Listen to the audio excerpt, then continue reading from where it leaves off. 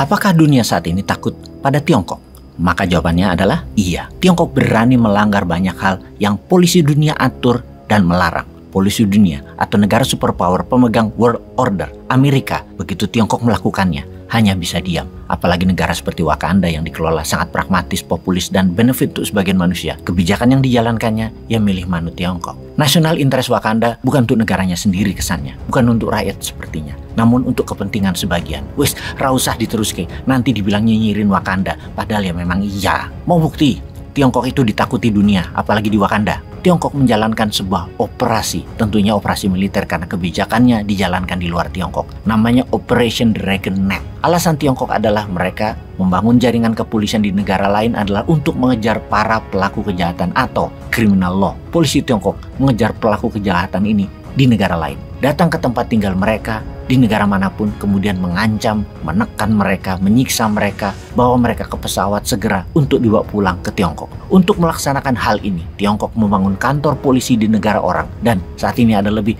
100 lokasi di 53 negara. Tiongkok memiliki kantor polisi tersebut, dan hal ini sesungguhnya melanggar hukum banyak negara. Yang mengerikan adalah negara-negara tersebut tahu apa yang dilakukan polisi Tiongkok tersebut, namun memilih diam karena takut. Atau negara tersebut melihat dari sisi yang lain, memang melanggar hukum antar negara, mengancam orang, menyiksa orang. Namun karena hal itu dianggap warga Tiongkok, ya banyak negara mendiamkan saja. Namun sesungguhnya hukum suatu negara berlaku di wilayahnya, mau itu warganya sendiri atau warga asing. Tapi karena melihat benefit, yaitu takut investasi Tiongkok berkurang, maka memilih harga diri negaranya dijual saja. Karena itu kita bisa pastikan bahwa kalimat dunia takut dengan Tiongkok adalah benar. Polisi itu dikategorikan penjaga keamanan nasional Tiongkok, dan apa yang mereka lakukan di negara orang tadi, mereka menjadi polisi atas warga Tiongkok di negara-negara tersebut. Ketika mereka melakukan pengejaran terhadap para tersangka, polisi Tiongkok tersebut melakukan hal yang biasa mereka lakukan di negaranya,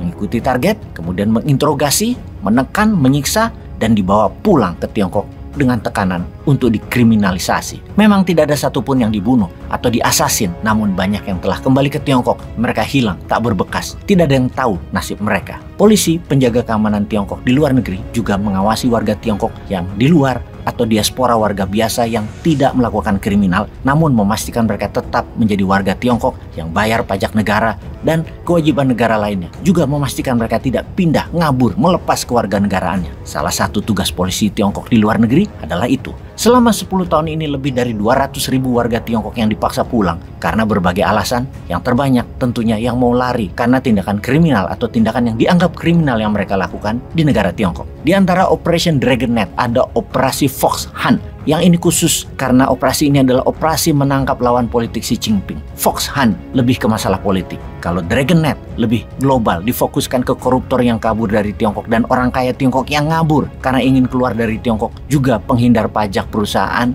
dan pajak pribadi yang besar, alias itulah semua bagian dari Operation Dragon Net. Semua menyangkut national interest. Secara hukum internasional sesungguhnya Tiongkok tidak bisa melakukan apa yang mereka lakukan sekarang ini karena melanggar hukum wilayah sebuah negara. Tidak bisa hukum negara lain dipraktekkan di negara lainnya lagi dengan membawa kekuatan keamanan sendiri di negara lain. Ikuti sistem negara lain tersebut. Biarlah polisi lokal negara lain melakukannya, baru diberikan ke mereka. Sementara warga asing tersebut tidak melakukan tindakan kriminal di negara lain yang mereka tinggali, maka secara hukum tidak bisa dilakukan pemaksaan, penyiksaan terhadap mereka ala Tiongkok. Jadi Operation Dragon Net adalah melanggar hukum internasional, illegal. Hampir di seluruh negara Eropa ada pangkalan polisi Tiongkok tersebut, juga di Amerika Selatan, Afrika, tak terkecuali Kanada dan Amerika, juga di Indonesia dan juga di Wakanda. Sesungguhnya tuan rumah seharusnya melindungi semua orang yang tinggal di negara mereka.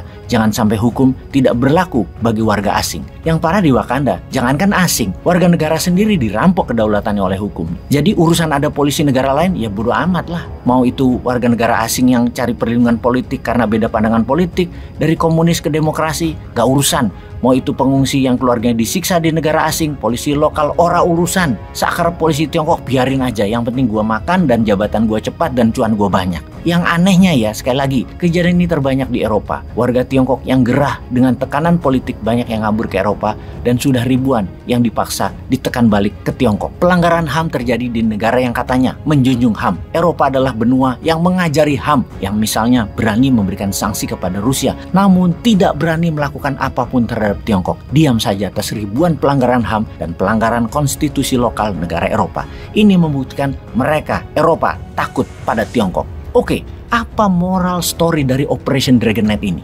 Indonesia kan negara besar, ada baiknya buat juga Operation Eagle Nest atau operasi sangkar elang untuk bawa balik koruptor-koruptor dan bawa balik uang hasil korupsi di negara lain dan tangkap mereka yang tinggal di luar negeri namun kerja menyedot duit Indonesia namun hasilnya dibawa keluar. Ini kalau benar-benar Indonesia punya nyali terhadap koruptor, walaupun koruptor tadi jadi pendukung dalam pilkada, pilpres dan pileg dan punya nyali untuk berhadapan dengan negara lain, kita tiru Tiongkok, tangkepin para penjahat yang di luar Indonesia itu. Sesekali tiru Tiongkok dong, jangan ikuti maunya Tiongkok terus. Kenapa sih susah bener action buat negara sendiri?